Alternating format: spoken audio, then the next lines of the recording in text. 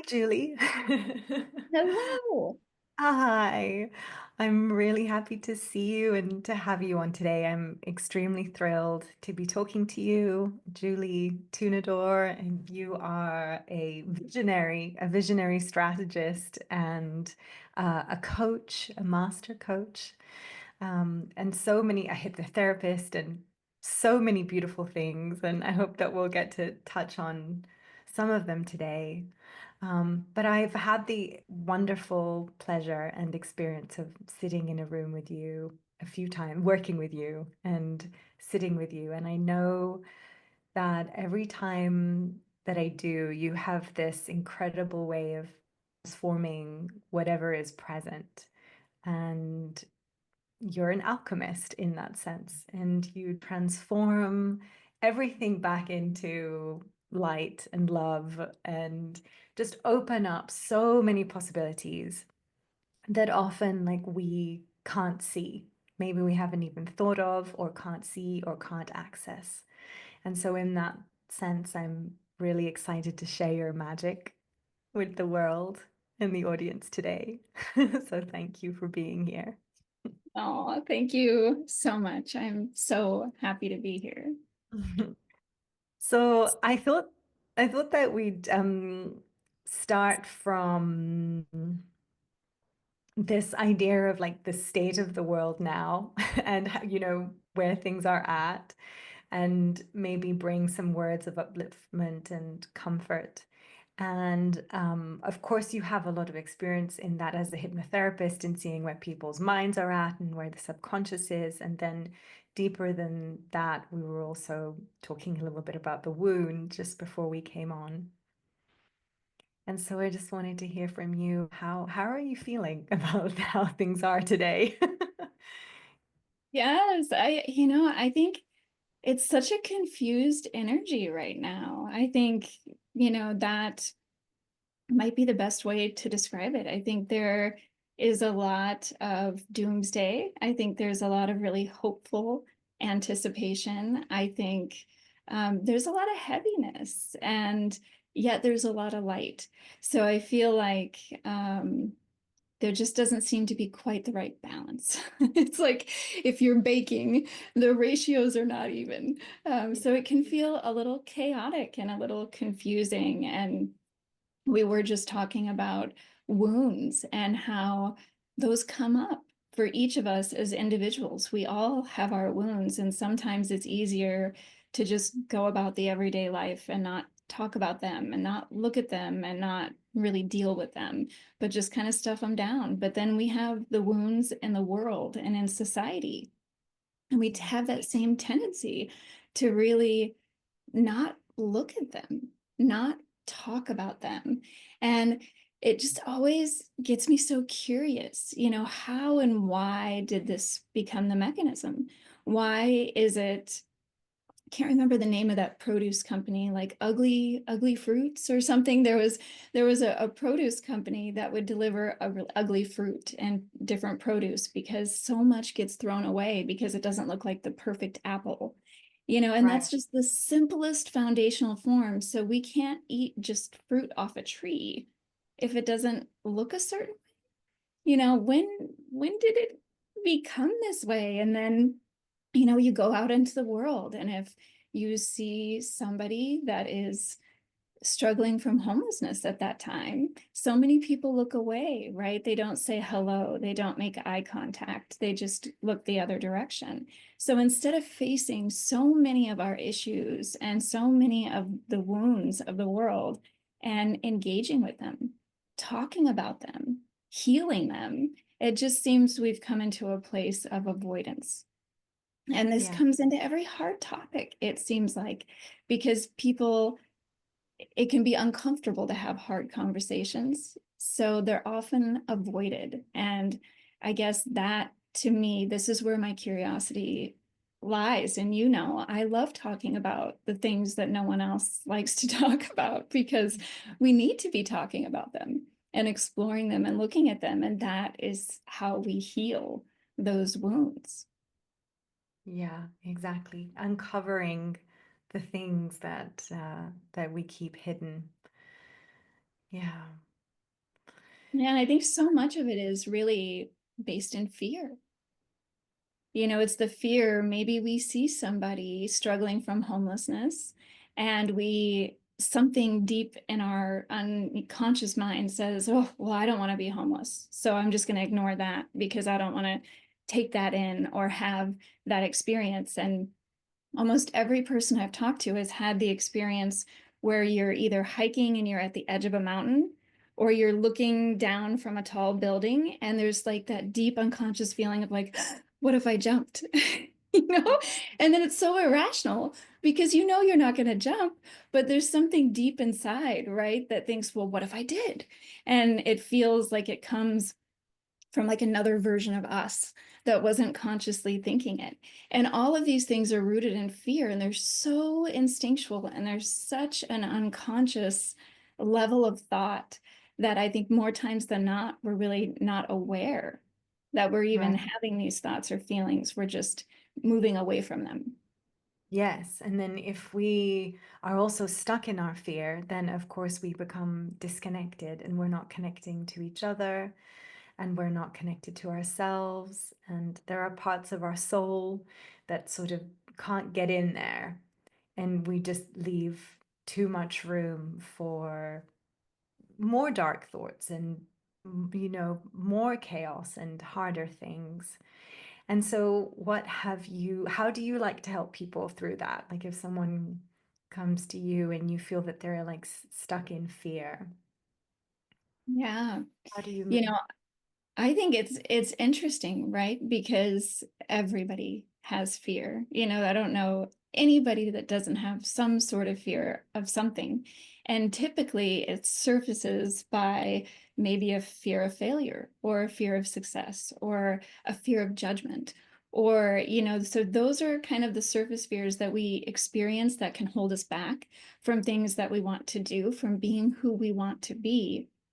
So I like to take people through a series of why questions, where you just dig that tunnel deeper of, well, why? Well, if you were judged or if you failed, then what would happen? Then what would happen? And you keep taking that trail, and it's so interesting because typically it leads down to four primary fears. It's either ultimately underneath it all, it's the fear of rejection and being completely rejected, fear of loss of control, so being out of control, fear of the unknown, which is both, right? If it's unknown, it's kind of loss of control and it's like being rejected from everything you know. And then the underlying primitive fear is the fear of death. Yeah. So that tends to be kind of at the base of everything, but it's not what we're really noticing on the day to day until we really dig deeper and deeper and deeper. So it kind of comes down to the belief in mortality, the belief that obviously none of us are leaving this world in our human bodies, like in our physical bodies. And there's so much unknown, right? I'm a researcher, so I do a lot of research on reincarnation type cases and what really happens, life after physical extinction. And this is the area that I really like to enlighten people on, because there can be a mix of beliefs, and it doesn't the interesting thing in the research is the religion doesn't even matter as much into the actual belief in reincarnation. People think Eastern cultures, religions, yes, they believe in reincarnation. But now it's like in the Western world, surgeons have had near-death experiences. Yeah. All of the hospital staff have been witnessing these near-death experience and cardiac arrest cases and all of these things. And the stories are so similar that they can't even, come up with any other reason than there's something that happens. And there's been so much research now in the West that the religion doesn't seem to matter as much anymore. There's starting to be this stronger belief in continuation of consciousness, or, life after physical extinction. And once we really wrap our heads around this reality, that this isn't it, then we can start to release so many of these fears. Then we can transmute all of our fear into love. Why would we need to compete with each other if we were Yeah, meant to know each other? If we were here just evolving each other's souls, we were yeah, meant to share this space and time together to help each other evolve. And maybe I'm the antagonist that was, supposed to motivate this person to exactly. do something. But we Exactly. all, it's like characters in a play, and we signed up for these roles. And even when it's not the ideal, good feeling relationship, if we come to the knowing that everybody is here supporting this evolution of our Yeah. consciousness, there's no need to compete. There's no need to judge. There's no need to fear. It's, that's the true alchemy. That's the true transmutation that we all need to see, of those fears into love. That's so incredible. And that makes me brings my mind to this idea of the multidimensional, that we are all multidimensional beings. And if we could only open the door to that a little bit, maybe not even fully, because that can be really scary, but just begin to really think of ourselves as multidimensional and begin to notice energies a little bit more, the energies that are around us, that play with us and in us, that is actually empowering. It can be scary, but eventually it's empowering. And we had a beautiful conversation about egregores and about the energies that are around us also, and how they can affect us. And what I absolutely love about your work, where we can really geek out, is that you're also an incredible scientist, and so you mix the science with the spirituality, the science and the shamanism aspect of it. You've studied it, you've lived it, you've breathed it. So yeah, I would love to talk about that a little bit and see where those two things cross over. Yes. I think what I find is the easiest access point for most people where this concept seems far out there. Mm. Um, I like to draw people to adventure. What if every single night when you go to sleep and you're dreaming, you're really having an out of body experience? So what if every single night we're leaving our bodies, right? And our consciousness is traveling. It's going to these places, it's having these experiences. And sometimes we wake up and we feel amazing. And sometimes we wake up and we feel tense. And it's because we're processing, right? Everything that we're experiencing is that processing of our consciousness for our soul or our oversoul evolution. So Yeah, when we think about, we can't only live in a physical plane. It's not realistic. Everything is made of energy. Everything is absolutely made of energy. So there's the physical world and there's the non-physical world. And this has been proven now in science. This is, the research that I love diving into, because as I sit here, there are non-physical things happening around me. There's energy, there are subtle beings, there's this whole subtle world that's taking place. And it's not just our world, because we have a binding process basically that happens in our brain. So it's a processing mechanism that science really likes to focus on when it comes to consciousness. But I like to point out the reverse of it. So basically, we know that lightning and thunder, right? That light travels at a different speed than sound, for example. And when we hear something and see something, we often are hearing and seeing it at the same time. Like a firework goes off, right? We see the, but that's not really how it happens. We know that that's not how it happens, because sound and light travel at a different speed. So we have this binding process in our brain that is there helping us, right? To just not feel disoriented. How weird right. would it be if we pressed a piano key and we felt it at a different time than we heard it, at a different time than we saw it move? That would be Yeah. so disorienting, because it's not the reality we're used to. However, that is actually closer to the real reality.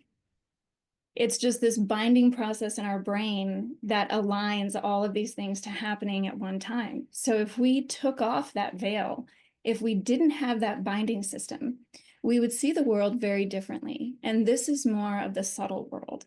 This is more of the non-physical, the energetic world that is happening all the time around us in reality, but it's being filtered through this perceptive lens that is actually altering our day-to-day reality. Wow. So yeah. Incredible. So it's very fascinating. And when you look at it this way and you understand it, and even looking at neuroscience, the Yeah. same thing, so this isn't just a spiritual thing, but it's also a scientific thing. And it's like if we shut that off and our binding process shuts down many times in meditation when we're sleeping. So we have this unfiltered process that we can grasp through meditation, through stillness, through even breath work, through our dreams, through sleeping. And this helps us to tune into the fact that time is not linear. It's Yeah. not what we're experiencing. And if time is not linear, then of course there's a multi-dimensional world and reality. And there can be other versions of us. There can be, I mean, certainly we know there's other planets and other life, and the extraterrestrial is a whole nother conversation, That's you know. another episode. Yes. Yes, but it's just the vastness of what exists in a subtle world that when we allow and train our mind a little bit more to get comfortable not utilizing that binding process in our brain. And we can do this just by meditating, by having some of these practices, by not being frightened when we have these experiences, but getting curious. And then we can start to see the world a little bit differently. We can start to actually see reality with the subtle and physical all together as one. And it's like, you'll notice this, people many times tap into this in nature where they Yeah. think they saw something, because the veil's lifted, right? That binding process relaxes.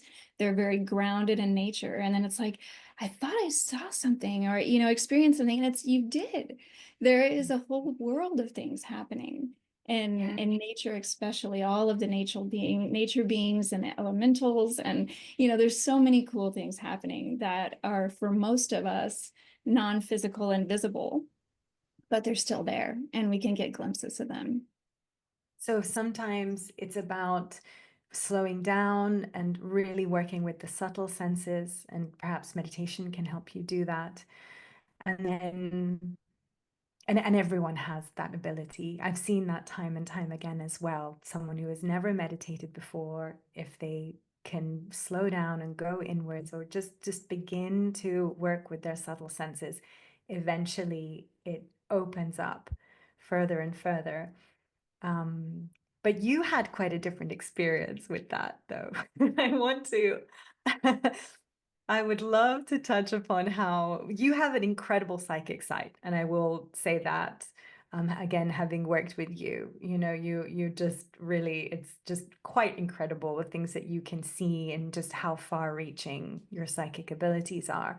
But it happened for you. I don't remember if it was quite suddenly, but you could tell the story if you don't mind. I would love that. Yes, yes. I've actually never shared this with very many people. But I was a crime scene investigator for many years in the Los Angeles area. So there's a lot of crime.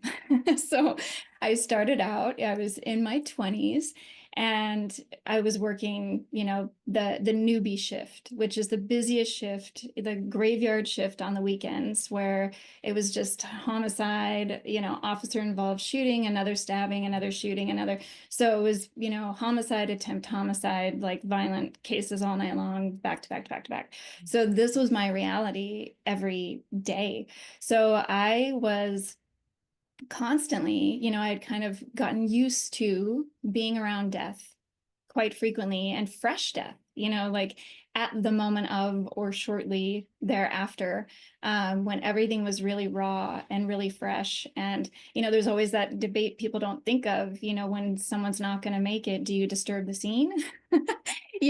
So it's like sometimes, I would be there too early. And then, it would be the paramedic situation and then the scene situation. So, when you think about the energies of that, like we were just talking about the physical and the non-physical, and what is taking place at a time like that. And this is not passing away naturally, right? So you mentioned the egregores, these are crimes of passion. There's a lot of violence and aggression and hatred and anger and just all of the negative emotions that could create any thought form to the dark side that you could imagine.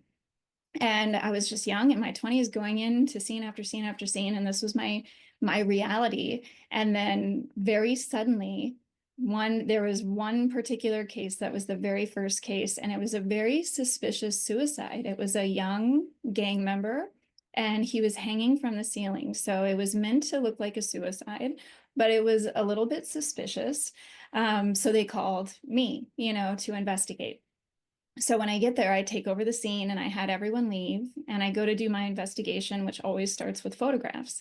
And I couldn't get the photo I needed without closing the door. So I close the door and I'm suddenly alone with this dead body, hanging from the rafters.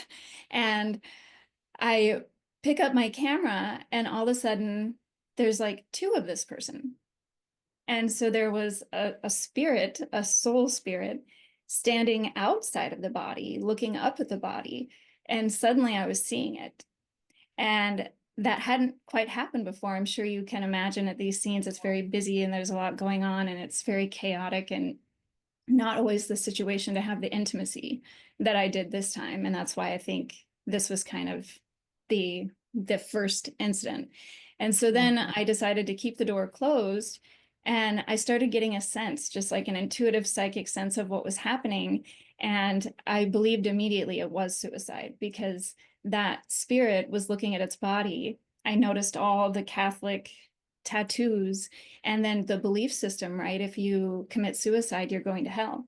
So the spirit self was just standing there kind of in shock to be out of the physical body, but also scared to go into the light that it saw because it was worried it didn't want to go to hell. So then I just started communicating with the spirit and, just telling the spirit that, sometimes the beliefs that we have are not the beliefs that are true. And I asked it to tune in to the energy of that light. And did it feel safe or did it feel scary? And basically it was a process of coaxing and the soul was able to release. And now in a shamanic sense, right? This is in the Western world. I had a very science background. I was in a very masculine man's world where, I'd have to sneak off to do my Reiki certifications on the weekend and then don't talk about it at work. So, it was not an environment to really foster sharing this with anyone. So I didn't, I kept it quiet and I was just trying to understand, wow, what was that all about? And now from a shamanic sense, you get it. It's kind of like that's the initiation. And sometimes there's this immediate sudden initiation. And in certain indigenous communities and cultures, it's celebrated. It's normalized. Like it can even make you feel good or special, which that was not what I was having. Like I was feeling terrified and I didn't know what was wrong with me. And I felt like I couldn't tell anyone and I was going to be judged or lose my job or like, put in a psych ward. And so it was this very like confusing time. And then it just didn't stop there. So then that same night I was on to another violent case and, and then things just went on and it went from being able to see kind of spirits and souls to also being able to see those darker entities. So those, what I believe were thought forms that came out of when there's so much violence, thought forms created. And when there's so much fear, thought forms are created. So it creates these different thought forms that are feeding on the fear and the violence. And for some reason, I could see them and I could feel them. And they were very aware that I was aware of them. And so they would do anything they could to invoke those feelings in me to feed off of my fear. So here I am doing what is already a very intense job. And now I've got all these entities that are, kind of disturbing and throwing something new in the mix. Yeah, so that was kind of my initiation process. And what it allowed me, though, was something changed when all of this changed. And it was like at every scene, I could look into the victim's eyes and I could get almost like a reenactment, like a sense of what happened before death. And it helped me to be very good at my job. I knew where to look for evidence that all of my counterparts were just like, how would you know to look there? And I just had to say, oh, I was trained in Colorado. We do things Oh, differently. you know because I could never tell them, well, the victim told me, or I just saw it, right?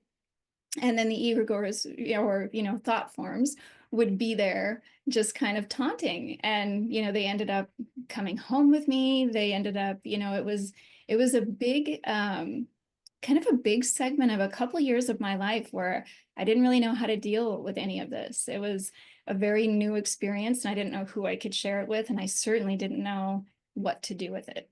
yeah. But that was kind of my initiation. It was very sudden and very intense. That Yeah. sounds, it sounds really scary. I don't know how, I can't even imagine living in that environment and then seeing all the things that you saw. But I think it's really important for people to hear that as well, that these things do exist and they do feed off our energy and they do take away our soul light in so many ways. And I often see it too with clients or people that I'm working with, that the soul really needs space to be inside the body comfortably. And when there are a lot of entities and energies that are feeding off it, it becomes a little bit, it kind of wants to leave the body. That's how you have so many disembodied souls walking around and people who are disconnected from that. So yeah, thank you for sharing that. I think it's important for people to hear that. And then what happened? Did you just decide, okay, this is too much. I'm just gonna have to find another job, do No, something else? Like, girl, I how had did you worked, get to? I know, I had worked far too hard to get where I was. It was Yeah, a lot of schooling and hard to be a woman in a man's world, so I wasn't willing to give it up. And I was really just trying to find the meaning in it. Like, why is this happening to me? Is it chasing me out of this profession? Is this not where I'm meant to be? But it was also making me so much better at my job, where I was able to actually, bring peace and bring justice to some of these cases that it wouldn't have happened had I not been there, having this sense and this ability. And so I was really torn for a very long time because it was probably 2 years of just suffering. And I mean, these entities, they made me sick. They made me isolate myself. They made me, feel much more depressed. And it was already hard. I was working a graveyard shift at night, and yeah, then sleeping during the day. So it's like I didn't have a regular human existence anyway. yeah, Um, so I ended up just starting to talk to the right people, find people that wouldn't think I was crazy. And, the ultimate thing, I got connected with a man. And it's so funny because even though I'm so open to this realm now, right? Like my whole PhD is in all this stuff that I'm studying so I can normalize this for other people. But even saying the story I'm about to share, it's kind of like, what? Like, how did that even happen? But somehow I ended up getting connected with a man in the northern hemispheres of Europe. And he said he could basically come into my home through the mirror and clear these entities out. And I kind of thought, well, this is crazy, but I mean, this is crazy already. So like, well, what am I what have I gonna done do? to? Yes, what do I have to lose? And so I said, okay, fine. And so I invited him to do this and did everything that he needed me to do. But I mean, he had to really have done it because he had never been to my home. I had never shared pictures. He was telling me the art on the walls. He could tell me the color of Wow. everything, and he could sense all these beings. And I guess after so many of these different entities, there was a whole portal opened, and it was just Yeah. like amazing party happening. Yep, you that know, happens. Yeah. yeah, at my home full of all of these entities of all different types. And so he was able to help me. And then there was another woman who she was based in LA as well. And she was probably in her 70s at the time and had been doing like this clearing work her entire life. She was so fascinated by it that after we got it cleared, she started holding her classes and doing tours around the home that I lived in because it was that intense. And I think it was that intense because she uncovered that the house was built on like an ancient burial ground.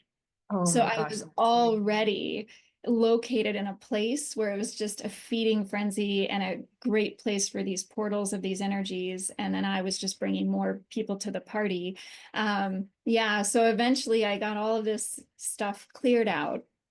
And then I had to figure out, okay, now that I can live in my space and now that I can be back in myself without being impacted by all of these beings, then I got to figure out how to deal with this in a different way where it doesn't happen again. So that was a process. I didn't really have a teacher or a mentor to teach me, and I wish I had because it would have been faster. But it was just a self-learning process of, okay, how can I share space? And just like where we started today, I realized I was trying to look away. I was scared and they invoked fear in me, and that's what they wanted. So I just didn't want to look at it. I didn't, so I was trying to ignore them, which just made them stronger. So it was, I needed to look at them, to engage with them, to have my place of power that was stronger than them. And it yeah. took me a while to get there. But that's essentially, I was just able to come up with my own mechanisms and my own way of dealing. And it was not one of avoiding anymore. That natural survival mechanism we have. I had to fight against that and really kind of stand up to them in an energetic sense. And for the ones that I could help, like you were saying, there's sometimes these disembodied souls, and there are these, souls that have also, the physical body has, moved on, and they're stuck because maybe they didn't want to leave or they were just weren't sure. So those kind of beings, very easy to just help those spirits move on. But yeah, it was definitely a process. So it's interesting now doing the work that I do. People are always like, that's so different than what you used to do. And it's not. It's really the same thing. It's just seeing the macro level and then utilizing the intuition of like what happened to get here and then what has to happen from here going forward.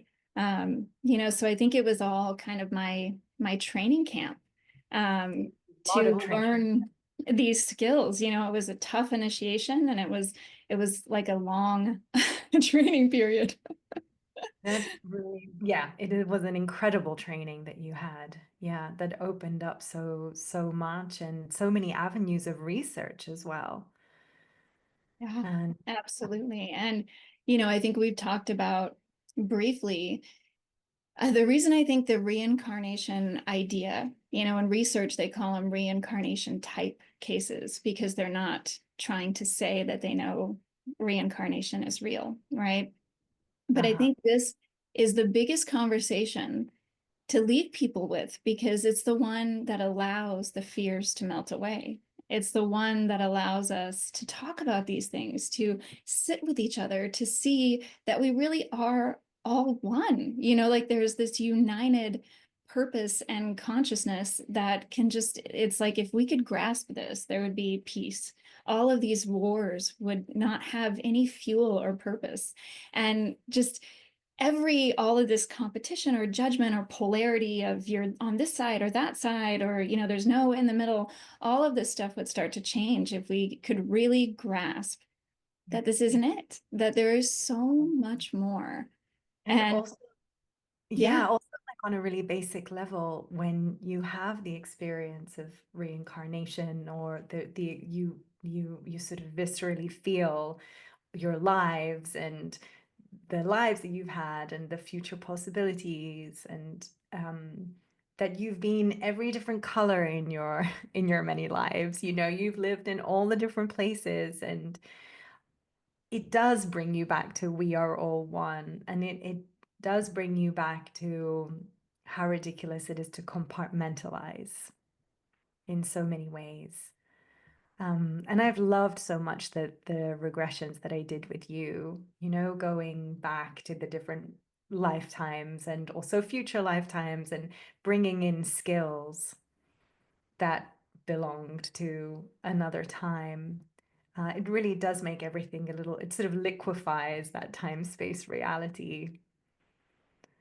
Yeah, it really does. And I think, just like you pointed out, we we've been a little bit of everything when we look back. So how are we judging or comparing or competing or, discriminating? Or it's like all, and they've even, the research has shown, and this is very interesting and very new research, there is an increasing gender identity crisis, that I think has always been there, but now it's just being more freely and openly talked about. And what they're finding is when people can experience their past lives, they'll find that maybe almost every life they've lived, they were female, and now they're in a male body and they're Yeah. saying, "Whoa, like this doesn't feel right." I want to go back to being in that familiar female body or vice versa. So they're Yes. finding that a lot of this gender identity, it has to do with the lives that we've had before and the comfort and that experience that we're used to.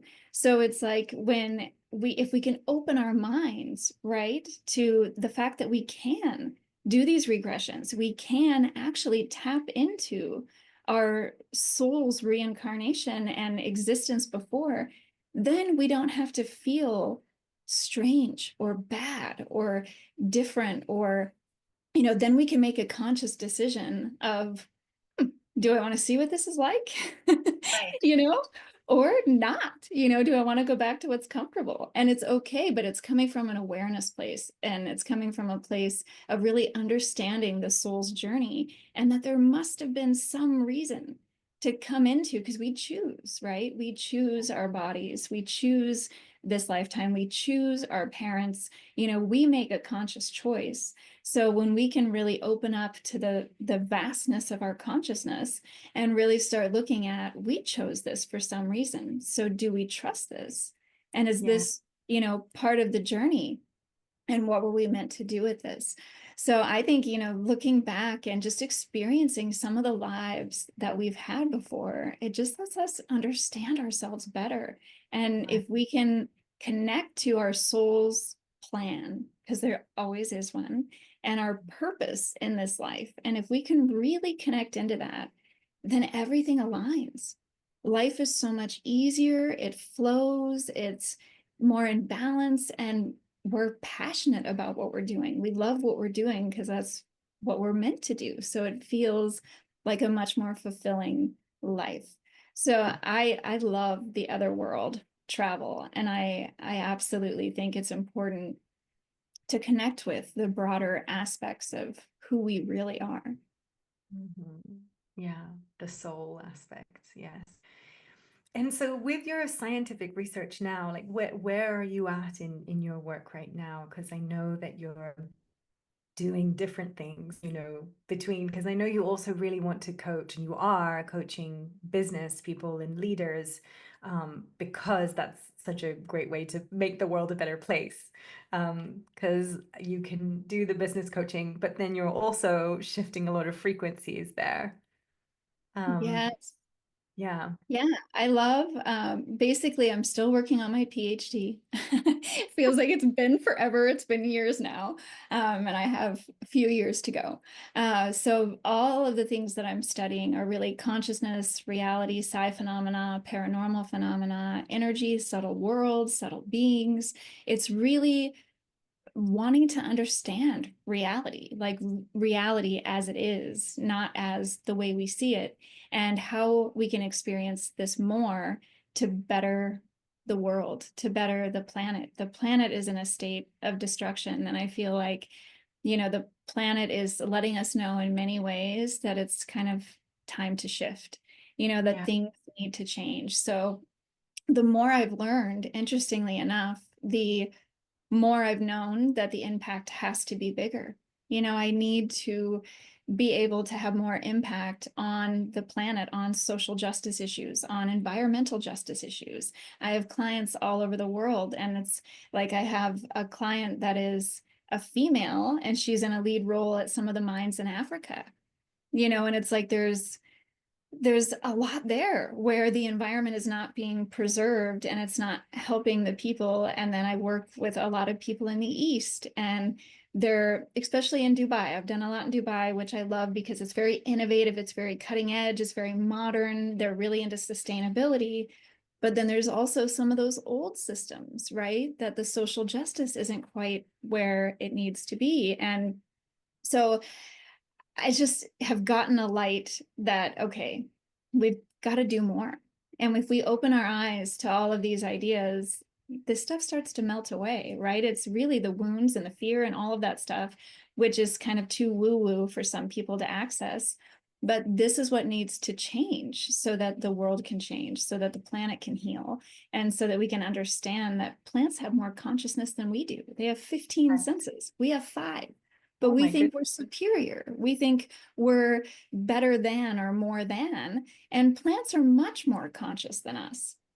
Yes. So Yes. most people don't know these things. No, I So I didn't know think that, but I certainly have the feeling now that you say it. I'm like, yes, that sounds true. Yeah. plants are amazing. They have 15 or more senses, probably more than we even know of. And they have emotions and feelings. They have protection mechanisms. They work together in big systems where it's not a type of plant. They're all protecting and giving each other warning signals and helping Yes. each other survive, Yeah. which I think we have a lot to learn Right. from, you Exactly. know, from the consciousness of plants. Yeah. So I've taken my work, it's to the place where I've realized if I really want to have an impact, I want to work with more and more business leaders and even, governments to kind of ingrain some of these ideas, if grounding them in science, of course, because that makes it accessible, Yes. Exactly. but letting these ideas seed and start to take life in people. And so it's been really fun because when you work with business leaders and they're impacting everybody in their business, and the ripple effect can be pretty profound. And one of the things, the school that I'm going to, it's kind of based on the idea of integral or a multidisciplinary, so that everything, we need to look at every issue from a multidisciplinary approach. And Hmm. we see this in like Western medicine. When you have a cardiologist and you have a neurologist, and then you have your, acupuncturist, and then you have just your general physician. And if you have an issue, nobody's talking. Yeah. There's nobody overseeing the big picture. There's all these pieces and parts that aren't communicating, and it doesn't work. So it's the idea of bringing more of this integral theory into practice and creating conscious integral businesses, creating conscious integral lives where we're bringing all the parts of ourselves to the table. And it's not saying, I'm focused on this area while all of these collapse. We have to focus on the whole so that everything can come together. And we need to shift out of the thinking that there's a threat, and being more open to collaboration instead of Hmm. competition. And, I've seen this as a struggle for many business leaders, right? Because if they put their ideas out there, what if my idea is taken? And if I ask this other business leader for help, then it makes me look weak. But it's like, if we can start doing these things, if we can start sharing our strengths, if we can start trusting in collaborations and bringing more of a multidisciplinary approach to challenges and problems and, planetary issues, all of the things that we're facing, this is where the solution, I feel, lies. So I'm just trying to create that in any small or big way that I can, in hopes that more systems can start mirroring this integral approach. And schools are starting to have transdisciplinary research where it used to be just philosophy or psychology or neuroscience. And now Hmm. people from different disciplines are coming together and they're doing research together, so that all of these different angles are being explored, and it's much more effective. So that's what I would like to see in the world. Yeah. Mm. No, that's so beautiful. Well, it's an incredible vision, and I'm so glad to know that there's people like you out there who are doing this. I think it's really cutting edge stuff, and it's not surprising that you're a visionary strategist. Yeah, because you're really taking things to the next level. Yeah. Thank you. So much, Julie. Thank you. Really. Is there anything else that you would like to add? Mm. Eh, Not necessarily. I guess my only thing I would add is just for anybody who sees this to just start getting curious, noticing those thoughts. And was the thought a creation of fear? And what happens if you just change it into love and you love that thing or that person or that um, venture that you've been avoiding? If you love it instead of fear it, what changes? And the more we can transmute and really keep working. We are alchemists. We're all working with this every day, and we all have this potential in us. And if we can just start shifting it, even in our everyday life, it just has a huge ripple effect. And then there's less room for toxic energies and polarities, and it just becomes a nicer place where we can all really lean on and support each other and come back to the way it was supposed to be before we all got so disconnected. Yes, I love that. And I get this vision of egregores of love, because you can also have egregores of love and really positive thought forms. And they're the ones that actually I always envisaged, Jesus and Mary using. I feel like they did a lot of magic and alchemy by creating these egregores of love around people, even when they were healing people. So there's something about that I think in our conversation today, I hope people can take away the fact that anyone can do this. It's just one step at a time, opening up to it. Yeah. Yeah. Yes. And I love that. Even if they just hold that vision, right? When Yeah. they're with their family, just creating this huge, huge like love being. I love that vision that you just painted and just focusing on creating more of that in their communities and their world and their businesses.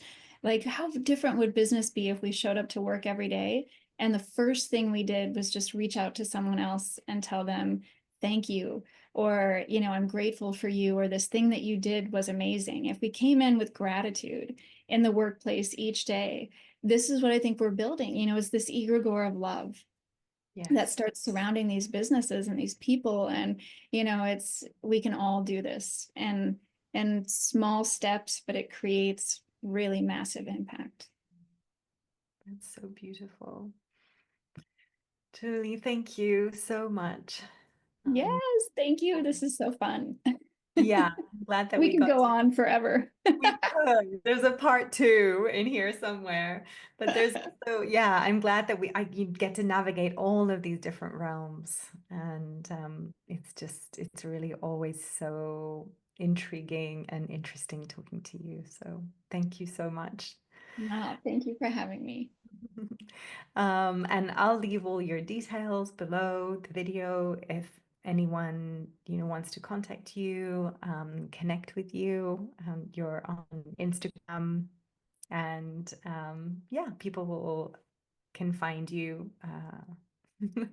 I think on a website as well. You have a website. Yeah, Oh, just my name. it's Yeah. below. Okay, fantastic. Okay, so Yes. Thank you so much. thank you. Sending you lots of love. All right. Bye for now.